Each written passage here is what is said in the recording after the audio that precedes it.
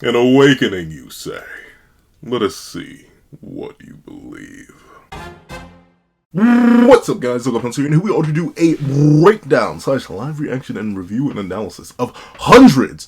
What is Yuji's Awakening?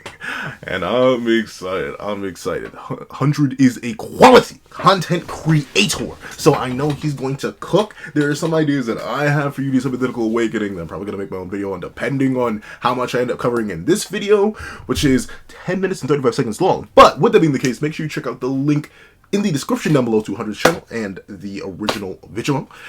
Fantastic content creator, makes a bunch of JJK content. I believe he does other content now too. Is it just JJK still? I think I've seen Demon Slayer content. There's some Dragon Ball content. So like, there's a bunch of quality content over there. So make sure you check them out. But you know we got a hefty, no lefty chunk to talk about. So let's not waste any more time and let's hop right into it.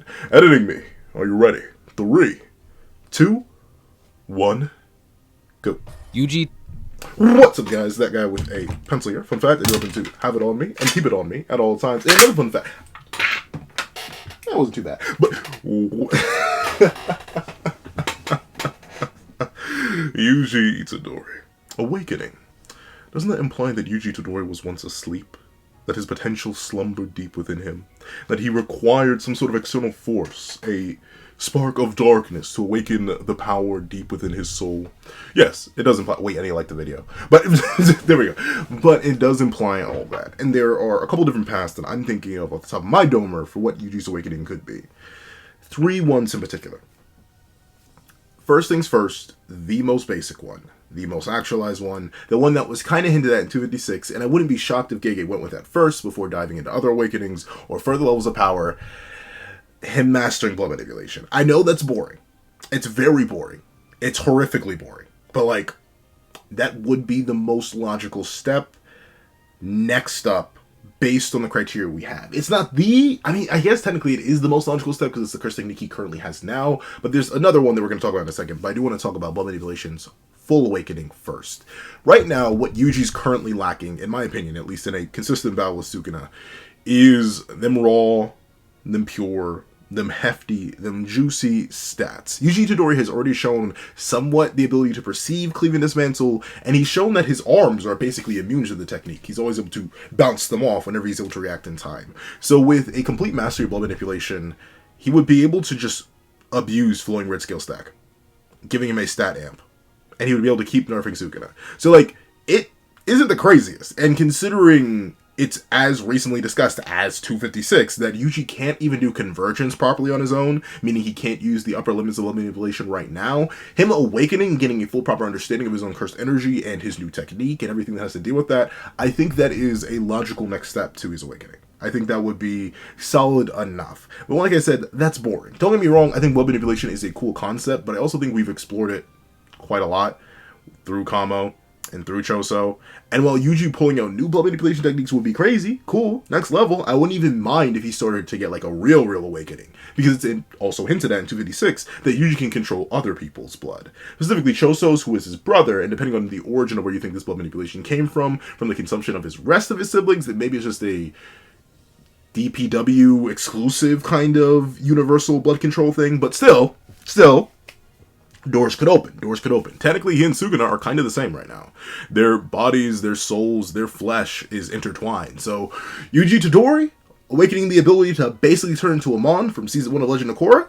Don't sleep. It could go crazy. It could go buku bonkers. Stack that on with full control of flowing red scale stack. Stack that on with instant automatic piercing bloods or even faster piercing bloods. Stack that on with supernovas, all coming from a crazy amped, awakened, black flashed Yuji. Could go boogoo bonkers, don't sleep. The next major one, the one that's more obvious, that I think a lot of people are leaning in towards, hoping for, itching for, scratching for, fiending for, if you will. Yeah, you know what it is. It's Cleave and Dismantle. And now, this one has been hinted at the longest. Even before blood manipulation. I'll admit, going back to the earliest depths and recesses of the series, Sukuna losing his technique, or having his technique acquired by Yuji Itadori, is something that the series has been talking about. Gojo hinted at it literally over 200 chapters ago at this point. The moment he realized, oh, BT Dubs, you got that thing in you? You got that dog in you? Yeah. Oh, he gonna get you. Or you gonna get him. his technique, that is. So, Cleave and dismantle. Yuji getting Cleave and dismantle, I'm actually kind of mixed on it, shockingly enough. Don't get me wrong. I see all the hints. If you go way back to 216, I do believe. I think it's 216, because that's right after the Maki and Yuji versus Sukuna fight.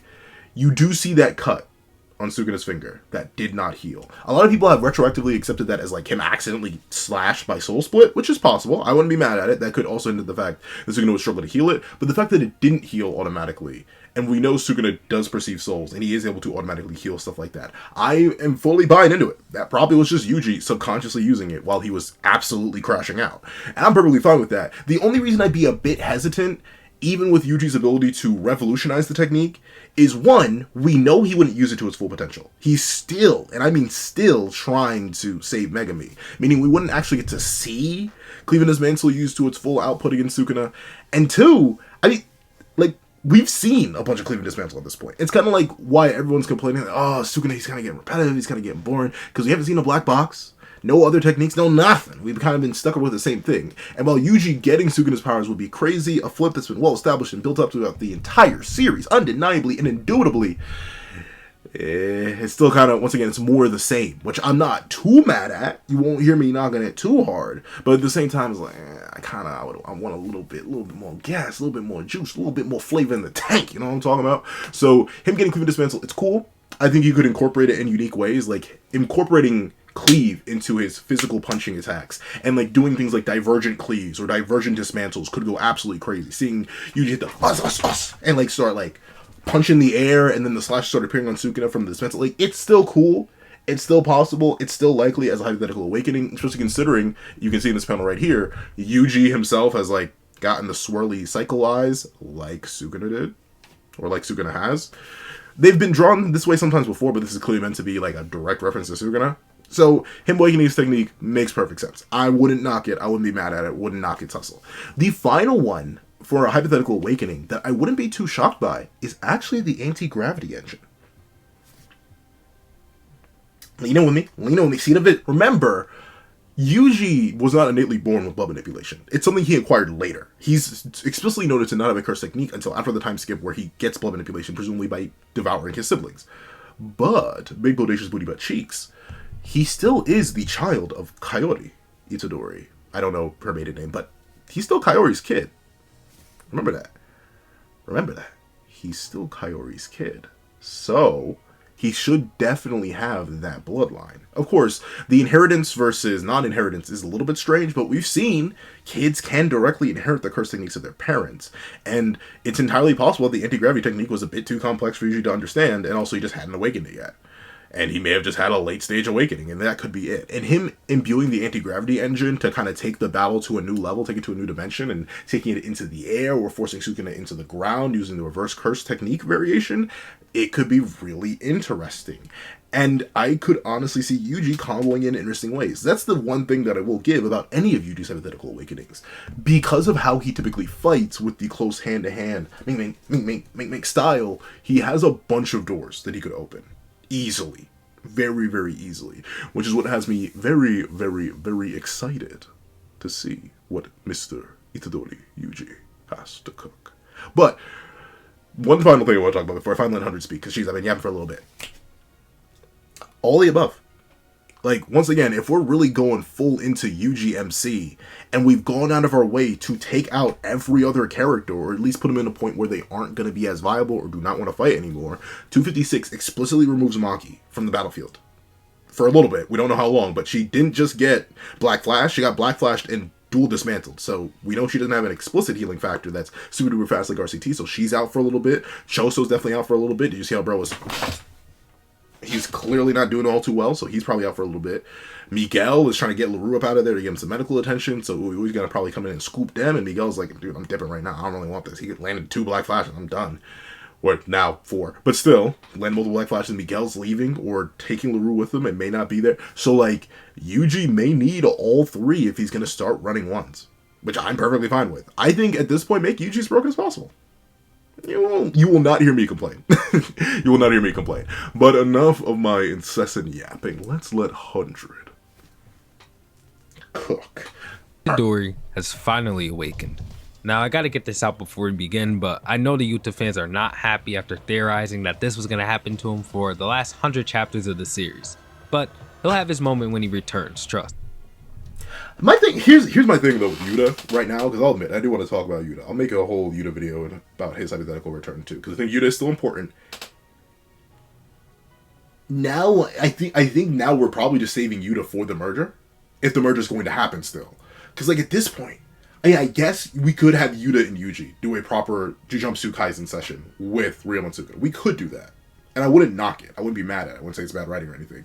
But like, we've given Yuta his props, his cred. We've given him his big bad major villain. He did cut down Kenjaku. Even if that fight as like a penultimate fight for Yuta would be underwhelming, like a second to last fight, that would be a bit underwhelming. I still think that still is a battle he got. He did have his run against Sukuna. He dropped his domain expansion. No fully manifested Rika though. But, like, he's shown a lot of the techniques that a lot of people were hoping he'd have. Any other techniques is clear that he probably wouldn't have access to. So, like, I honestly wouldn't be mad at Yuta kind of just sitting out and letting Yuji cook a little bit. Because, once again, I do think this is a battle that needs to be between Yuji, Megami, and Sukuna. Unfortunately, I hate to say this, but Yuta just doesn't necessarily have much stake character-wise in this story. I mean, he doesn't like Sukuna, for good reason. But, like, no one likes Sukuna. So, I honestly wouldn't be mad if Yuta stayed out. But at the same time, I'm also in the camp that 100 mentions of people who wanted Yuta to... Jeez, I need to The fans are not happy after theorizing that this was going to happen to him for the last... I would not be knocking it. You would not find me being disappointed, diabolical, or bamboozled if he got the 6 eyes. I've low-key been wanting that. I've been very interested to see, like, the whole Eyes of Fate and stuff like that. I need to talk about Fate and Jujutsu Kaisen in some video, too, but that's another thing. I've low-key been itching a traction for that too. The Yuta fan in me has been trying to break out the cage, so one day we may have to let him free. But with that being the case, yeah, I can understand why Yuta fans could hypothetically be disappointed, because like he has been gone for five-ish chapters at this point, and it doesn't look like he's coming back anytime soon, at least at this rate. And to be fair, it does make sense. He was literally cut in half. It would kind of make less sense if he just came back all fine and dandy. But let's see. 100 chapters of the series. But he'll have his moment when he returns, trust. Anyway, as we can see, Yuji lands his first Black Flash in a while against Sukuna, which seems to be an absolutely devastating blow, and we can see that he's really locked in, his pupils displaying a strange look to them, with it stating that he's awakened due to hitting another Black Flash. What can his awakening actually be? Well, we'll get into that with 4 different guesses in this video. With that being said, I want to say thank you guys for 40,000 subscribers, I really appreciate it, and now, let's get into it. Yo, I am so happy for 100. I swear, it's only been like 6 months, right? Like, let me go back to my I'm about to do some quick scale research. I swear he's done massive growth in such a short period of time, and I'm so happy for Broski. Like, let me see. I'm gonna go. And in the great thing, maybe because my search history, my search engine is biased, but typically, whenever you put in that guy with the pencil in places, you get the John Wick, which makes perfect sense. But when 100 first came about, I was worried for his searchability. But nah, he's been cooking. Let me see. When was the first 100 video that I saw that popped up in my feed? I think it was legit like within a year. It has to be like a year or less. He started at least, I don't know. I'm going off the earlier stuff I've seen, and I can't find the video now. Oh, top 10 strongest JJK characters 11 months ago. That man was at less than 1,000 11 months ago, and he's just hit 40k. I'm so happy. It's so good to see growth. It's so good to see. I'm happy, so happy for people to keep growing. That's what I'm excited for. Eternal Flame, Restless Gambler. It also felt like he popped up and just grew, and I'm so happy that people are growing like crazy, especially in the community right now. Like this is prime time to be JJK super. Like before the series ends. Of course, I think JJK will have longevity after the series conclusion, but like right now, this is the time, and I'm happy people are experiencing the success. Hey, we're close. We're so close to 10k. Please, but would that be the case? Let's see. If you want to know what my first guess is gonna be, I'd say this: the awakening can actually be nothing new. What do I mean by nothing new? It could be something we've already seen Yuji do, right? Which is simply operate at 120%. I know. Anticlimactic, right?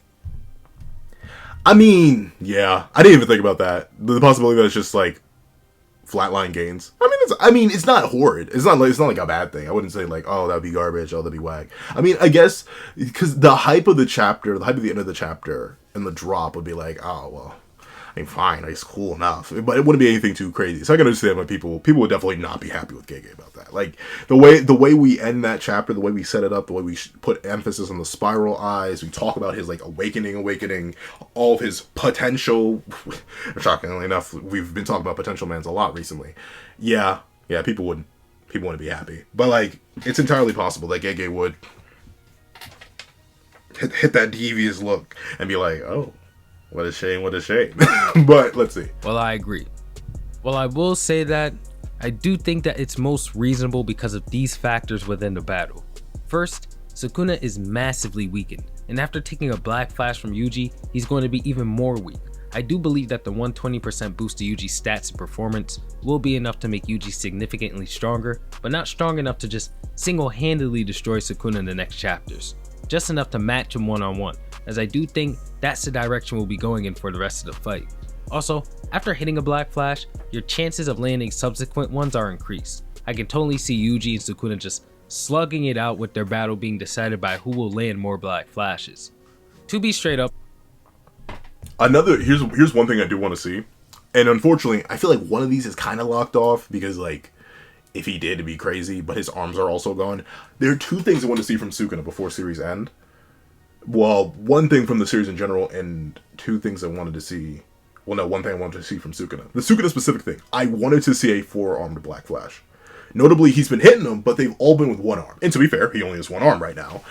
But even when he had two, he only was hitting one-armed Black Flashes. I wanted to at least see him use all 4 arms and like quadruple fist somebody. Of course, they should immediately perish, but like, it's kind of whatever. Once again, Sukuna, he's kind of just been nerfing himself so hard. He's been holding back immensely, and his soul manipulation is in the trash right now, or at least soul stability. So you could easily write off someone like Yuji or someone like Akari or anyone like really surviving a quad Black Flash. I wanted to see that. But one thing I'm also interested in that 100 mentioned and opened the door to, something that I would like to see, I would really, really like to see Yuji and Sukuna clash and a twin Black Flash. We've seen a bunch of Black Flashes. We've seen ones extremely close to one another. Like recently in the manga with Sukuna, we got Yuji and Nanami's consecutive 4 Black Flashes back to back to back. But we've never seen two people clash and both land Black Flashes.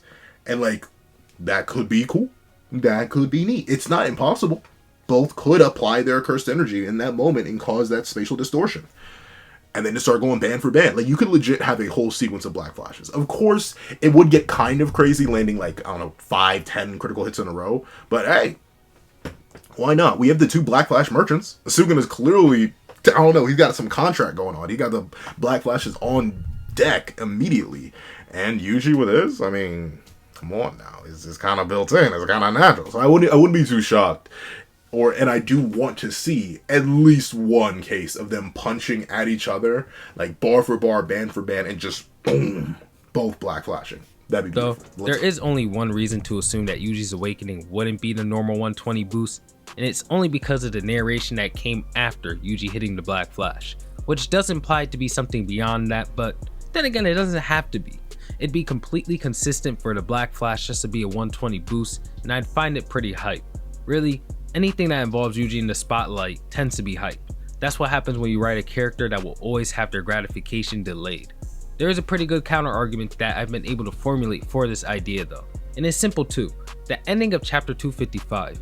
The language within the writing seems to be written in a way that tells the viewer to expect Sukuna to get a different boost in strength than Gojo after both of them hit their second Black Flashes. I don't see Gege putting in that last narration bit of Yuji's awakening if it's supposed to be the same exact boost that we'd expect him to get from hitting a Black Flash. Despite this counter argument, Gege could just be trolling, and I do think that this is a feasible outcome. Now, let's get into the two Okay, yeah, he's right. That's a good coverage of that. That is a big thing, though. Like, the ending of 255 also kind of shows that Gege's more than willing to mess with this. Like, explicitly draws attention to the fact that Sukuna is different from Gojo in terms of what he's doing to recover or gain from 2 Black Flashes. Proceeds to do absolutely nothing new with it. Like, just, and I think about it. Yeah, he used to dismantle. But, like, we've seen dismantles. we've seen his output be lowered and rise again. Like, notably, Gege's very particular with the wording and very particular with the bait. So, like, this could really just amount to nothing. I wouldn't actually be shocked based on the ending of 255, because it's very similar language to the end of 256, where it seems like it's going to be something crazy. Seems like it's going to be something next level. Or for Gege to be like, nah. Same stuff as before. Nothing, no. But it'd be like that when it'd be like that. Especially when it'd be like that. But let's see. Series that I've seen most from everybody. Either a transformation akin to Sukuna's, or an enlightenment thing like Gojo. So first we'll tap into the whole Sukuna, Tengen, physical transformation like thing. Language! 100 now! My guard, it was down! No, wait! Editing me, wake up! Wake up, editing me. I know you were asleep. You need... Okay, let me stop singing in all years. I know that. I wonder how many people would just like get completely caught off guard when I start singing. But yeah, I don't want Yuji to transform. I really don't. I mean, it'd be kind of crazy. It would, ironically enough, it would kind of build on the idea of like Yuji being the next step, being the Eye of the Storm, being the Curse of Curses, being the Vessels of the King, all of his allegations and like accusations of being from that ancient time period, being an experiment of kenjaku for Sukuna. Him transforming isn't out of the cards, but I just wouldn't like it. you know what I'm saying? That's the thing. It's not out of the cards, but I wouldn't like it. That's my 50-50. Like, I wouldn't be too mad at it, but it's not something I want to see. I do like the whole 2 arms versus 4 arms dynamic. And if he just like I'm trying to think. If you remember from all my Ben 10 fans out there, y'all remember original series 4 arms transformation where like, actually no. Is it not? It's not original series. It may actually be Alien Force's 4 arms transformation where like, from the upper arms, like, they split, and then the lower arms come out. Like, that's how I could see Yuji's transformation go. I do not want it. I don't. Like, let Sukuna keep that unique design aspect. Because I'm still personally in the camp, at this point, that Sukuna shouldn't be surpassed. If we've done this much to make him this much more powerful than Satoru Gojo, who we did all that to make that much more powerful, I don't think Sukuna should be surpassed at all. And keeping the perfect body for sorcery exclusive to him, I think is a perfect way to sell that. That even if they beat Sukuna, they didn't really beat Sukuna. They beat a super worn down, holding back, messing around Sukuna. So, I'm personally in the camp they don't want the transformation to happen. And then Enlightened or Honored One moment, that's interesting. I mean, I'd be down with it. Once again, it kind of comes down to a question of what would he awaken with that? Because, like, notably when Gojo had the Honored One moment, he unlocked RCT. And this Curse Technique Reversal. And thus Hollow Purple. But Yuji doesn't have something like the Limitless that would drastically awaken or amp his potency or give him access to new abilities. Because he already has RCT. So I'm not sure what an 101 moment would do, but let's see what 100 has to cook. Anyway, I think people will get into this theory because of the dynamic between Sukuna and Yuji, and all of the foreshadowing of him getting Sukuna's abilities because of Sukuna being in his body, things of that nature. Not to mention, Yuji's arms could be something akin to him obtaining a physical evolution. Most characters in this series that have their body physically transform in such a way are implied to be going under a transformation that increases their stats. So I guess you could say the same about Yuji. He is also Kenjaku's child, and we know that Kenjaku has had an obsession with creating this evolution of humanity that's supposedly going to manifest in the form of the merger.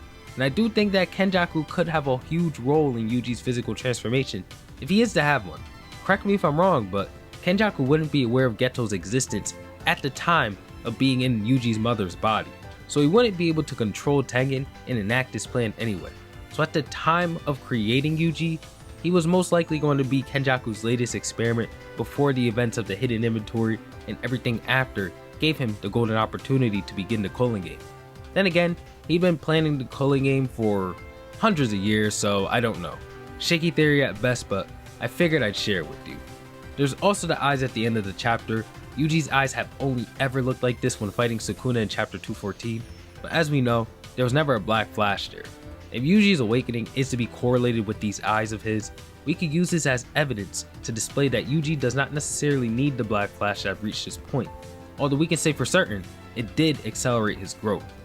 Interestingly enough, after Yuji and Sukuna's fight here, he also left that cut on Sukuna's hand that he wasn't able to regenerate instantly.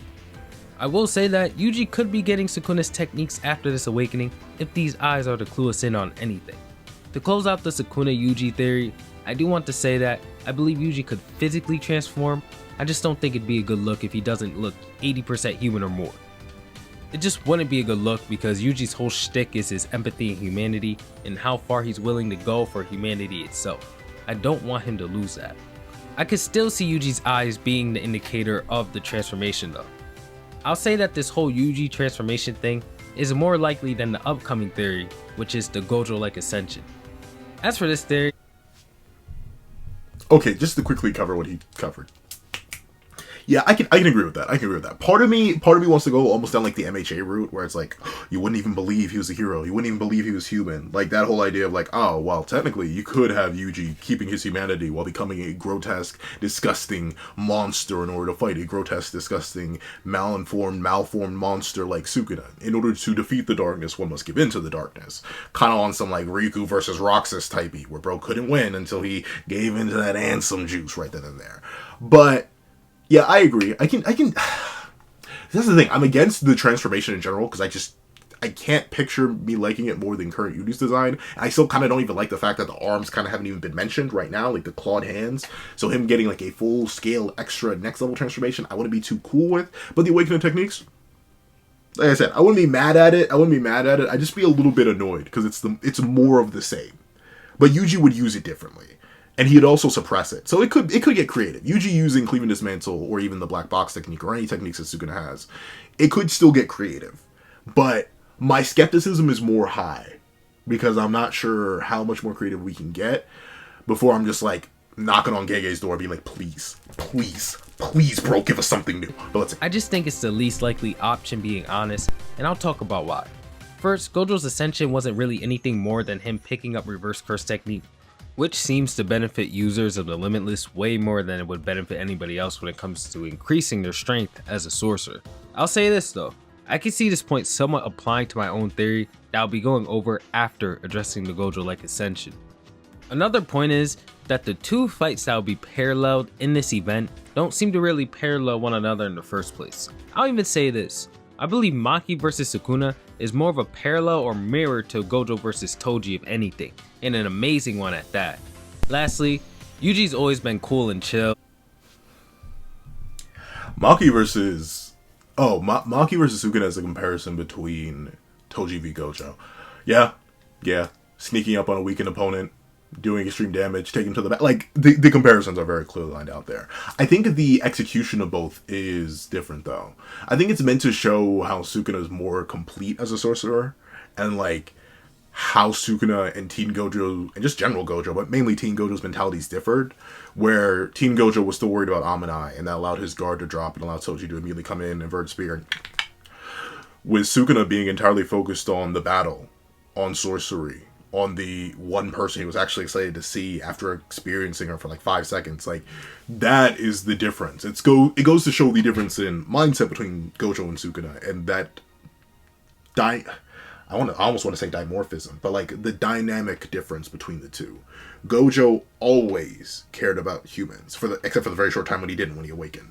Meanwhile, Sukuna only cares about humans in regards to the fun they could provide him. Gojo took his eyes off the battle. Sukuna never dared to look away. I think that's the interesting parallel there. And that's why Sukuna versus Maki was mostly one round. Meanwhile, Toji v Gojo was a multi-round affair. I guess you could technically say Maki versus Sukuna kind of gets a round 2 in like 256, but like, can I really call 3 pages I don't want round? him screaming at the top of his lungs on some Perk 9000 type stuff.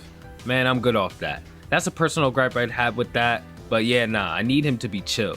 With that said, I don't have much to say about the Gojo Ascension type of thing because, being honest, it's just not for me, and in my opinion, wouldn't fit the story. Yuji does not need... You know, here's the thing though. Part of me...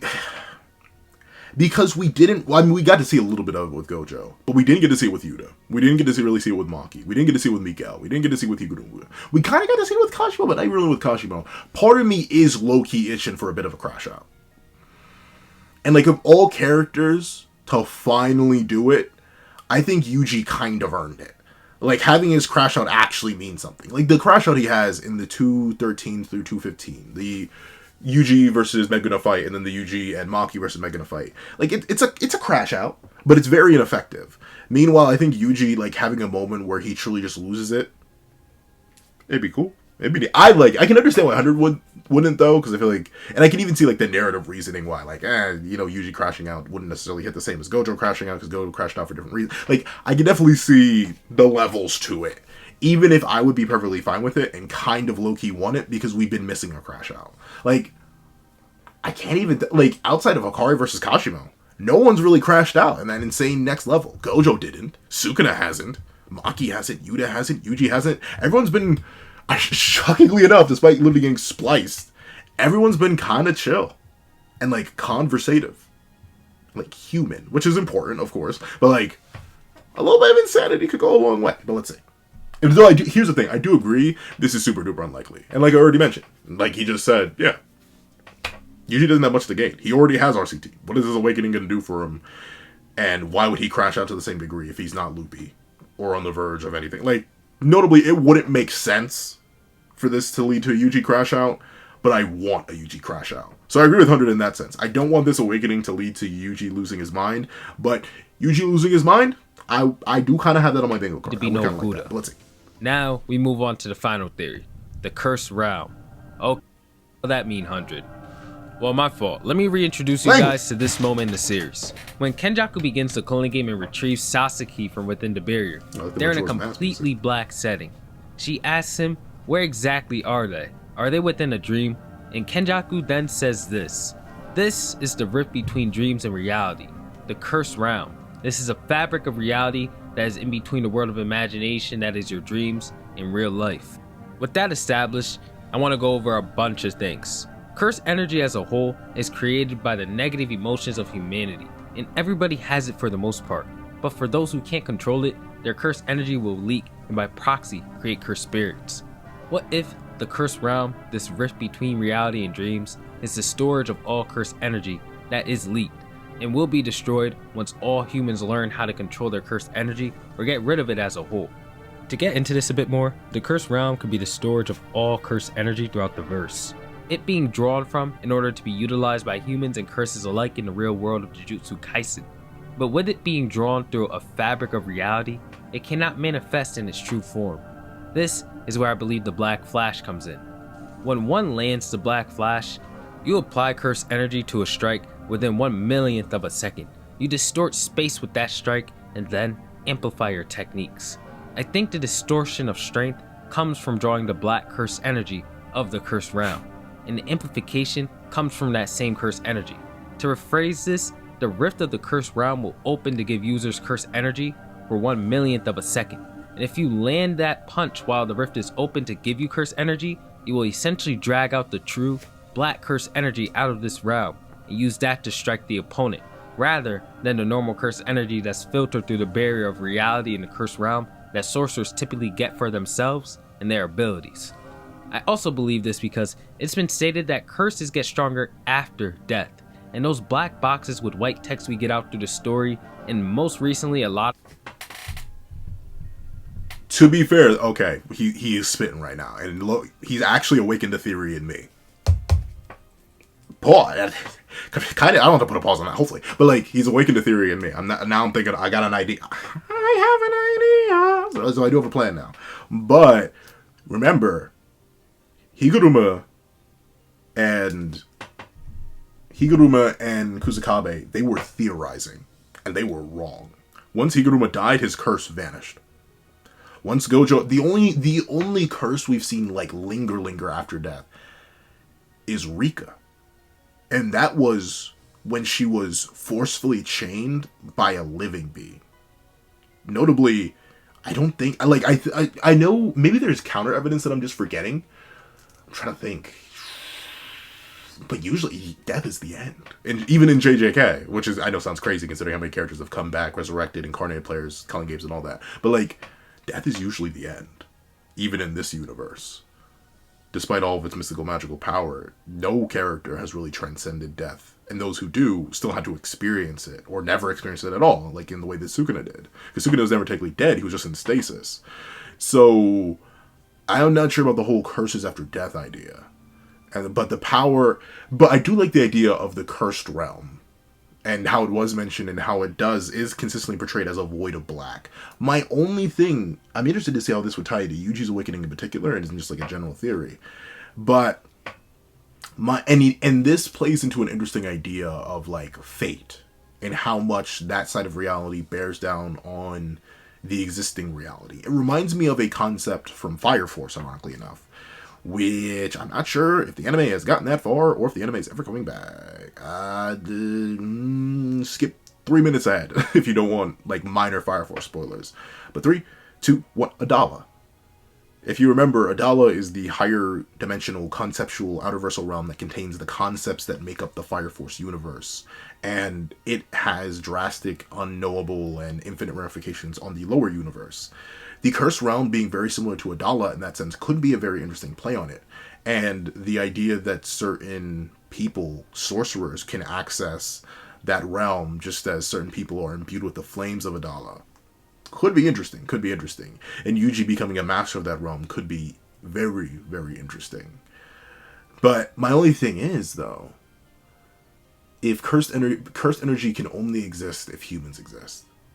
So what is a whole cursed realm doing existing? But I guess that goes into the idea of curses after death. So actually, I don't know, it may just be these spin. curses allowing these sorcerers to typically surpass their physical and mental limits when facing Sukuna.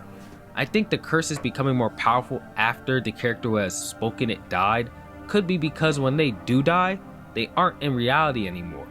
So they're probably passing through the cursed realm, or on the opposite end, the dreams. Obviously this lacks 2 key points, Mahito's usage of the Black Flash and Sukuna's Black Box. I think Sukuna's Black Box could be a chance to access the cursed realm, but that's about all I got. So let me know what you guys think of those 2 factors down below. So now that we've established all this, that's interesting. The idea of characters, you know what? I just mentioned Fire Force. You know what else this reminds me of? Kingdom Hearts. It always goes back to Kingdom Hearts. The realms where sleep and death touch. Or the point where sleep and death touch. The final world. The world in between.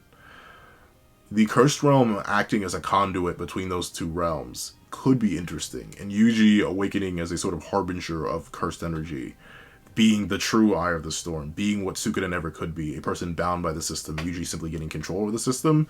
That could be interesting. That could be very, very interesting. For the 2 exceptions of Mahito and Sukuna and their abilities relative to the whole idea of death and the freedom and liberation of it and possible direct connections to the cursed realm, they could both just be exceptions to the rule. Like, legitimately. Both are noted to be weird. Mahito and his understanding and manipulation of the soul is explicitly noted to be weird, and Sukuna is weird incarnate. Because once again, while I'm kind of low-key in the theory camp that Kenjaku made Sukuna, or at least is partially responsible for Sukuna existing, that's super unconfirmed and very, very vague, and the Kenjaku creamer in me. Sukuna, for all intents and purposes, is a naturally occurring entity. Which makes little sense in regards to his existence, but he is. So I could literally see an anomaly. Once again, I have my own theory right now that I'm kind of trying not to spin off into because I want to make my own video on that. But there are ideas. That's an interesting door that 100 does it relate to Yuji? As we know, Yuji has always had a certain affinity toward the Black Flash, as it's even been stated that he's been blessed by the sparks of black, and it's almost as if he could use it at will. Yuji's natural path of growth is to be able to draw out this technique at will at some point, and I even believe that he's been well on this path for a while. When it comes to curses, Yuji's curse on Higuruma was drawn out from him as he fought Sukuna, but Yuji's still alive, and I don't think we've seen any other character speak a curse and have it control another character like Yuji's did over Higuruma. You could say that Yuji's without a doubt the closest to the cursed realm, if the curses and the Black Flash come from the cursed realm itself. I think Yuji's awakening could be gearing toward a path where he can access this realm at will and utilize true and raw cursed energy. He already has phenomenal cursed energy control, being able to use the Divergent Fist at will. But yeah, Black Flash at will could be this awakening. And if Gege's gonna go full crazy with this, full direct access to the energy of this cursed realm. Obviously, the problem with this theory is that it just makes Yuji way too broken, especially for the current moment. I can see it. I can see it. Usually commanding Higuruma's curse is interesting because ironically enough, once Higuruma died, like, the curse no longer was under Yuji's control. That's the only weird thing. But I can see the issue of making Yuji that powerful, but at the same time, I think it's okay. And I think it's almost necessary at this point. That I could see as like a final step. Notably, I kind of mentioned the domino black flash effect that could be brought up earlier as a possible awakening for Yuji. If not black flashes on command, infinite black flashes. But he may need that if the merger is actually going to happen. That's the thing. So I think Yuji becoming this broken would kind of undermine his dynamic with Sukuna. I do agree with 100 on that. But I do think it's still entirely viable that Yuji could awaken this strength because he would need it.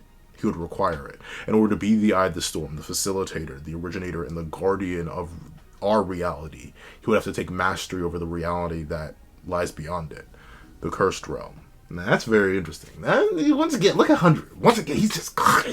He's always cocky. Hold on, let me let the video play out. Yeah, I don't know. With that being said, guys, if you enjoyed the video, thank you so much for watching all the way through.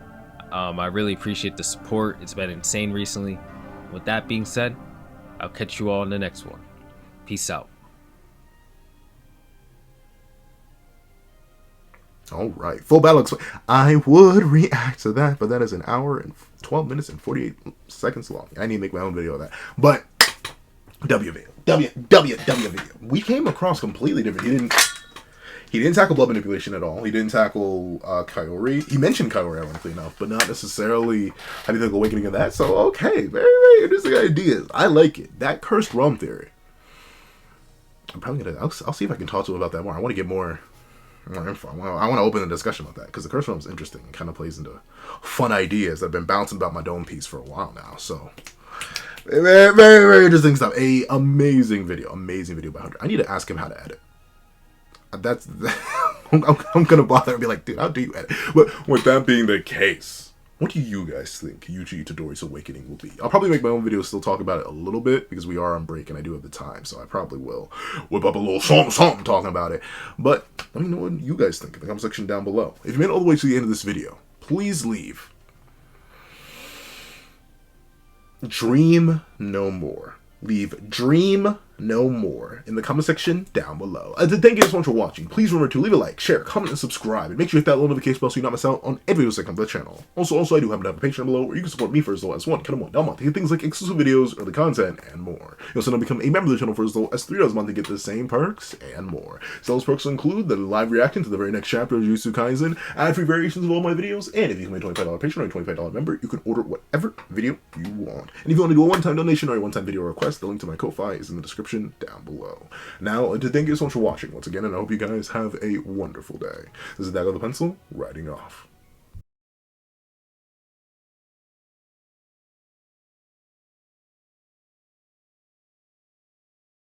I would like to give a thank you to all $3 members: O'Connor Plays, Greyhound, Atkids Void, Astro, Eternal Flame, Querencia Atala, Red Wolf 4765, G Prosper, and Paris Arnold. And I'd like to give a thank you to our $5 patrons: Steron, Sean, Midnight Lord 21, Marcus, Kevin, and Igneel. And I'd like to give a big old thank you to our $7 members: Autumn Mornings Lazo and Sick Addiction. And I'd like to give a big old thank you to our $10 member, Robbie Uchiha. And I'd like to give a gargantuan thank you to our $10 patrons, Panda Goat, Joaquin, and Idemokami. And I'd like to give a gargantuan scrumdiddlyumptious thank you to our $25 patron, ChinaDoll09. And I'd like to give another gargantuan gargantuan I have no idea what that word. Thank you to our $25 patron, Calvin Elder.